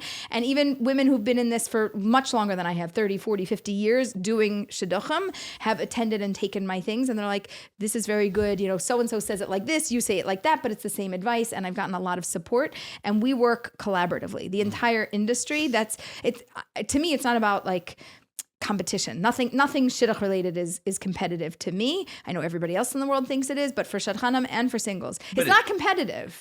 But I'm so happy it's not for you. But like I've heard of situations where like a wealthy shidduch goes through, and then there's fights between like, oh, but I sent the idea months ago and they didn't, and this one pushed it, and that Correct. So there should be very clear boundaries. I made the suggestion. I coached and talked them through the whole thing. I helped to close the deal, and these are the people who get paid out. High ticket shidduchim, they call it, by the way. High ticket. But you have to Dovie define knows a it. world I do not know. As a Maddox man, I mean, Dovie's been. No, but it's true. So those things have to be defined. So you just have to be clear. Again, be masculine, not feminine about it. Just say, if I make this match suggestion, I put this through, then this is my match. I once made a match suggestion, and they said to me, he's not available. A shadchan and a rabbi later on made the same match suggestion. He happened to be available. They made the shidduch. I coached her through it, and she would have dumped him after. She actually did dump him after the first date, and then I called her. We revived the shidduch. Now, who made the match? She wasn't going to go out again if I didn't revive came it. in. I think you split the broker's fee. Right. So, it's a you get a co-broke, box of co-match. chocolates and a thank you very much. That's Really? what happens. You actually still get box of chocolates. If you have a Netflix show, you don't get box of chocolates No, we anymore. charge now. We just charge. I just set rules because Charge hourly or if the deal closes? Or both? So we work in the modern matchmaking world, like in the secular world and in the religious world. And so we work with like Saw You at Sinai and online matchmaking and like the volunteer shidduchim. And we have like a more VIP matchmaker, like take you on like you're my son or daughter and charge, like college tuition to get you matched kind of thing. Wow. So we do both. We do a little bit of everything. And we also give tons of free advice. Besides it right now? Besides my book, I have a podcast. That was the whole thing. It's a fake podcast. Right, So it's I get just free free advice. advice. Yeah. But, The cameras are not on. But the whole goal, I just want to train everybody. And my next phase of what I'm doing is the Jewish matchmaking movement, which is really that anyone can make a match and everybody should be motivated to make a match suggestion either once a week or once a month. Depends on who you know and how active you can be. I don't care if you're a doctor, if you're a lawyer, if you're an Indian chief, it makes no difference, but you should be able Indian to make, chiefs. I know, but you should be able to make a match Little Jew suggestion. who want like wife. Yeah. But you should be able to make a match suggestion once Do a singles week, once a month, and just say, I think this could be a decent human. I'm going to take you on. You're my friend. You're my coworker. I want to help you. Maybe this could be something for you. And make What's an the effort. tact on that? Because does something get annoyed? Is it presumptuous when you're like, ask. the extent that I've done that in the past is just had like Shabbos meals and That's good. where I don't say I love don't make the it weird, Shabbos and I shidduch. invite a couple of singles, not just like two. I love it. Over time, it But cut you hard. have those two We in never mind. know what's going on, by What? the way. It's not transparent at all. Of course, you know. I love the Shabbos Of course, you shidduch. know. But I try to do it where it's not just one single and another single, and over time, it got to that point because a lot of people. And I find that when you're married young and you're in a married couple scene, like you don't notice that everyone's married, but a single person does notice. Yeah. And I was made aware of that, like over time, when you're in a hanging with friends, you're just hanging with friends, and everyone's kind of married, but you don't think Right. about it because you're one of them. And when you're a singles person in that scene, you really feel it. Right. So over time, you try to just have organic hangs and people like that was like earlier days when trying to accept that, but I never was explicit about that and was trying to keep it as organic I as made possible. good shidduchs that way also. Yeah. I love the Shabbos shidduch. They're like, did you think of them for me? And I was like, Kill Friday is it going nights. well? Friday night's my best night. That's my canvas, as you speak. There's an energy to Friday night though. That a every, Shabbos. They're- Ami had, yeah. And it's not Shabbos day, it's Friday Friday night. night. Oh, by the way, she With needs kids, you- that was the hardest thing to she give needs up you to after a walk her while.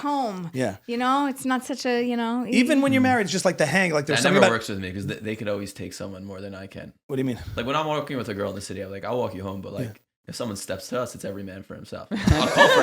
I'll call for help. That's the best I could do. I'll deliver a baby in labor. I'll squash a bug. you don't make me feel safe, Dovie. But yeah, that Shabbos energy was good. I say either I can sit here, fight for you, he'll get through me and get to you, or I could run, get the cops, then you have a chance. Get through me to get to you. That you should cut that part out. That's not good in Dovie, his favor. question for you, actually, based on what you were saying before. In your past relationships, have they ended because the girl walked away from you or because you walked away from them? Both. A little bit of both. On the whole. On the whole, Was it like, nah, it's not working? Who says or no were they more like often? I rejecting say you? no more. Yeah. But I've gotten said no to a lot. Yeah. I mean, And I've it's dated a lot. especially the ones that you want. Definitely. Right. But again, my relationships are shorter compared to other because I'm an eye dater, as I've learned. Like it doesn't. I don't need to Look at date that for integration. 6 months to I don't date till I hate. I'm sorry. I just Right. don't. No, because that's Like I get that's there really and good. like Yep. that was the dumbest thing I ever heard. Like you won't last a minute at my Shabbos table. My brothers will eat you alive. Yeah. And I'm like, this can't be. So like 2 months, but at the same time, I think once I meet the person, like I don't think I'll need a long time. Is there a minimum, Aleeza, you think one should date before marriage? Is there a fixed minimum? You got to get through Pesach. You got to make sure they can do Pesach, I think. Pesach is complicated. Look, they're in the very frum world. They do like the 10 shidduch dating thing, but with no touching. I think that's only made for people that know what to do and how to do it. And have no exposure to anything else also. Correct. I would say probably in the 3-month-ish range is good. Like you see them through like a quarter of the year. You know, Is there a you've gone out- science to like the romance, how long that lasts, like the honeymoon stage? No, for people it's different. If you're more of a romantic type, it'll last longer and it'll filter Still into in your it, life. Dovie. Yeah, okay. 15. I've been to your house. I've seen your stand up. Maybe you're in it. Your wife's not in it anymore. Hey, that kind of vulnerability, that comes with a real deep connection. Everybody has a certain level of it. So like my husband and I, we have like moments like, when we go to weddings and things and like we find each other in the crowd at the chuppah and we're like, we lock eyes and like we have a moment. But it's not like every day he comes home with flowers because once he came home with them and I was pregnant and they were like making me sick and now he's never bought me flowers again. So I have this line. My friend actually used it. It's a great line at a wedding. I like when you're like looking at the girl side of the mechitza, checking out the girls. So my friend, he's married now, but when he was single, he was looking around. And this lady came up to him and she's like, "Excuse me, can I help you? Are you looking for someone?" He said, "Yeah, I'm looking for my wife." And she said, "What does she look like? I'll help you find her." He's like, "I'm not sure yet." So now I do that. But if I get caught looking, I'm looking for Love her. it. You told a great joke the other day about the floors. Can you tell that story about the quick? Well, that's not my joke. That's a You famous. should tell it. famous anecdote. It's Because we have to wrap up soon. But we gotta- do? Oh, We I know both are- that yeah. one. No, I what- love that one. You So should from say the it, book it's good. of We're in the it's final famous five book here. of settling for Mr. Good Good enough, yeah. It's a yeah. book for women actually. So basically there you have 2 stores opposite each other, a husband store and a wife store. And the husband store has 5 floors. And the first floor is all good looking men. And the girl comes in and she says, "Okay, let's see what's on floor 2." And it's good looking men who could cook. And she said, "Okay, let's see floor 3. It's good looking men who can cook and make over $500,000 a year." And then she said, "Okay, let's see what's on the 4th floor." And the 4th floor is good looking men who could cook, make $500,000 a year and come from stable house family. She's like, this is just getting better. Gets to the 5th floor. It's empty. This is just to show that women will never be satisfied. Store across the street is a wife store. So a guy walks in and he sees that the 1st floor is all hot girls, just like Vogue models. And he's like, wow, that's amazing. Let me check the 2nd floor. 2nd floor is all Vogue models who love watching football. And he goes up to the person there. He's like, what's on the next floor? He said, I don't know. No one's ever been there. And I think it's true to an extent. So essentially, the problem is women. Thank you for watching, everybody. Men are very direct. Yeah. Well, that we're kind of tracking back to the issues there, but I like that story. Women need a lot of help, and I hope they watch this podcast and get the help. Women need help, and Dovie needs help. Yeah. We're gonna make, and I don't know, Aleeza, any thoughts on that little anecdote there? I've heard it and it's funny. It's not true, but it's also not true. It's somewhere in the middle. Yeah. I just also think that men really don't know. Meaning, you really don't know what you're getting into. So you're like, good human, good looking, good for me, right? That's really how it goes. And women are like, good human and good looking and good for me, and make sure this is in place, because if not, then we're going to get divorced over that or divorced over this. And if this isn't in alignment, like, they're literally the critical thinking skills that we have, and the nurturing and like the family, everything that's in our brains and our, not just our brains, but our hearts and our kishkas that we understand is so much more and different than what men have.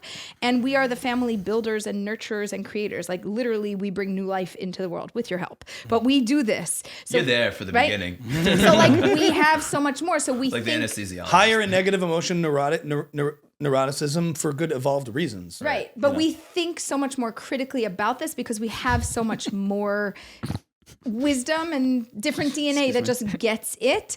And so, yes, we're looking for more because we're also thinking 50 years down the road. And you guys are like, good, we can get to chuppah, we can get married, and whatever happens after that, like, we'll be fine. She'll tell me, what to do, and we'll be fine. Which is true, she will, but she has to make sure that you guys are a working model that will work together. So, like, that's true. Fair. Anytime I ask like a newly married friend, like, how's it going? He's like, it's chill.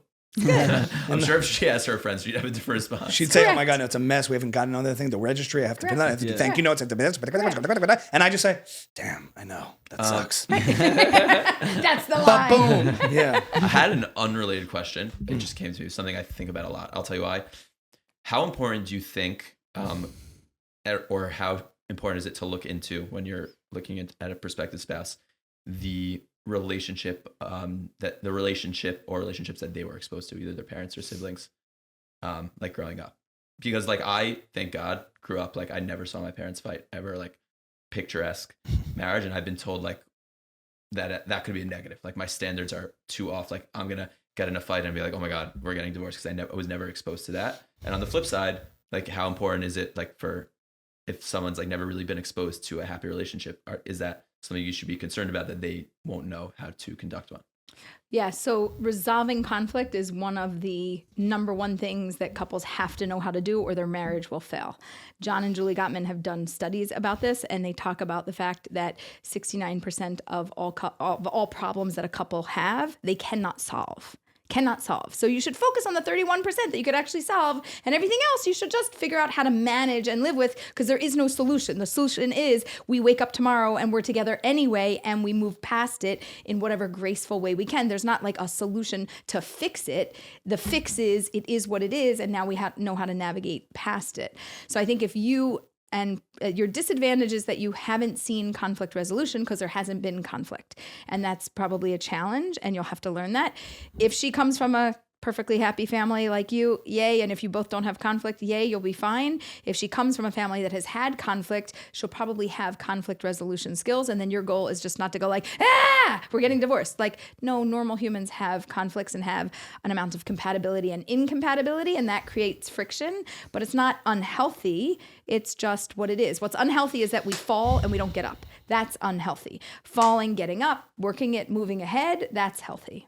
Yeah, and would you? But on the general, is that something that people should place importance on, or is it too much importance placed on the family? I think you personally have a big criteria list of what you need. I think what you need to know is that you as a couple could face a challenge and get up. So the number one thing you were asking about dating and timelines, the number one thing is date long enough that you have a problem, that you can figure out how to navigate through it, whether you have a solution or just a workaround. It doesn't matter. We have to know that you fell and you can pick yourselves back up. So that's the length of time, at least once. You got to see the beast. You got to see it.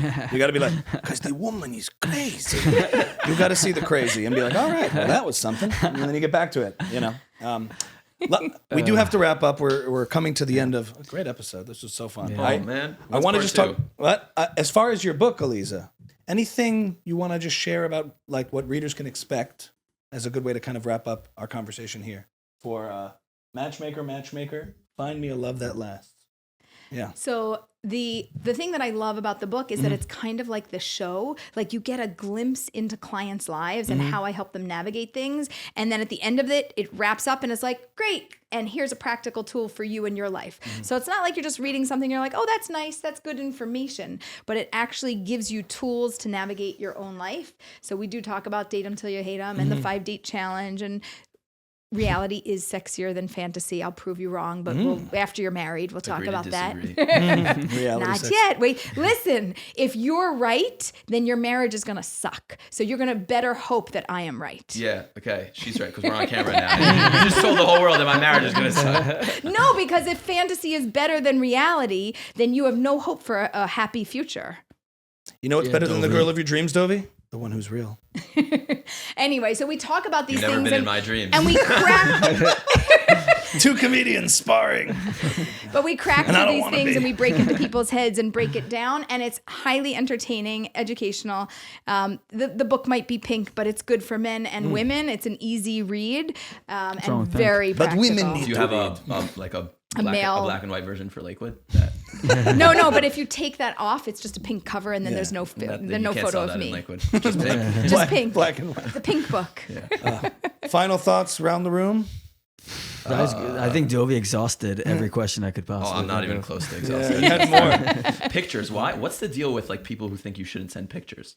Is that? Oh, yeah, that's a movement, like a blast from the past. Like, let's go back in the. Terrible. No, but Love is Blind is a very popular show. Yeah, you know it's a about TV Love show. is Blind? Yeah. Key point being it's a TV show. But it's a reality TV show. Can you explain that? You don't send pictures before you see them? Wait a minute. They take the 5-date challenge. It's much more than that. They like date in a pod. They don't see each other. And then they're like, poof, pick your person. They pick them. They agree that they're going to get married. Then they meet them for the first time. And it's like the person starts talking. They're like, let me close my eyes. Oh, that is you. Like they've never seen them. They've only had a vision in their head. No, I like the 5-date challenge. I don't like the commitment to the 5 dates right away. That's where I struggle. Like I like the not touching for the first 5 dates, but you have to date for 5 dates before, no matter who it is. That's also a mental commitment, just so like that you're actually in it and not just playing games. What about dating multiple people at the same time? I mean, it gets complicated, and the main thing is that you're going to tell a story, and you're going to be like, you do that when you're married. Did I mention this before? How'd you know that happens? Dovie, do that when you're married. I was like, oh, I told you that already. She's like, no, Nobody I heard. didn't. I'm like, then you got to like gaslight them into thinking that they like, you got to gaslight the girl. Yeah, into you remember thinking, the last date when we went to that restaurant, and they're like, no, we didn't go there. And you're like, right, just kidding. No, I'm not. I convinced them they went there. It's like the scene in Mrs. Doubtfire when he goes to the wrong table and he's dressed as Mrs. Doubtfire. Oh, dear. So I'm not a fan of it for that reason. I'm also not a fan of it because I don't like it. It's so exhausting. It's exhausting. It's psychologically and you exhausting. burn out so much faster. Poor and you, it's 5 women. Wow, Dovie. But it's Tough just a life. game. It's not like, Right. Yeah. It's a game. And I think you gamify things a little too much there, Dovester. Oh, this is actually relevant to like this dating scene, the Upper West Side, or East Side, like this city. Let's say a little bit more secular. Yeah. There is a concept out there. A lot of guys will say, "I'm ready to get married. I'm ready to find the one. I'm done messing around, partying, all that. Sunday through Friday, I'm getting set up, going on dates, looking for my wife. But like Saturday night comes, I'm here, I'm single. I want to go out on the town. Does that work? Or will you not find the one if you're leading that lifestyle? I can't say that you're not going to find the one because people will prove you wrong and be like, I did that. It worked for me. But let me just ask you, the kind of human being that you want, do you think she's going to want you? Like, hi, Mr. Hang out on town and do what he wants to do and not follow the 5-date challenge with no touching on Saturday nights. But like, it's cool. I'm wholesome. I'm a wonderful homemaker. I'll be great for you. You think that she wants you back? She doesn't. She just thinks you're a sleazeball. So Can you do the she's not gonna 5-date challenge take you. at any point in the relationship, or it has to be the first 5? No, you can do it. It's ideal to be at the beginning so that you're really clear that I actually want and like this human. But if you don't learn about it or you don't try it until later, it should be done at some point. Can I tell you my experience? Because that was something very relevant for me from like 25 to 30. I found that when I got to the point where I was like, there's nothing to do on Saturday night, why not just go out? Right. When I was like, I'm just comfortable just being in. That's when things started to change for me a little bit. Really? Yeah, because there's always the why not. When I was like, the why not is because I just don't like want to go out right now. Like I want to just like Interesting. have this be my like space in life. I think actually most single guys would admit that 9 out of 10 nights out, they end up being a disaster. Like they end up disappointed, but they still have that itch. Like it's just 8 o'clock Saturday night. Like you're getting a text pregame by me, and like it's very hard to ignore. And you're thinking like, I'm single now. I'm trying to get married, but like I'm bored. Yeah. But I'm bored. And And I'm- Saturday I'm night. so I'm keeled over on a couch, I wasn't gassy gonna and use the word bloated. bored. I'm keeled over like it's Saturday night. There's toys everywhere. And You really relate to this one, right? Yeah, totally. I was like, oh my god, pregame, birthday party tomorrow, soccer game. I'm full. When you're ready to be like, I'm gonna take I that love step that. to give that up and see what comes my way, I think good things start happening.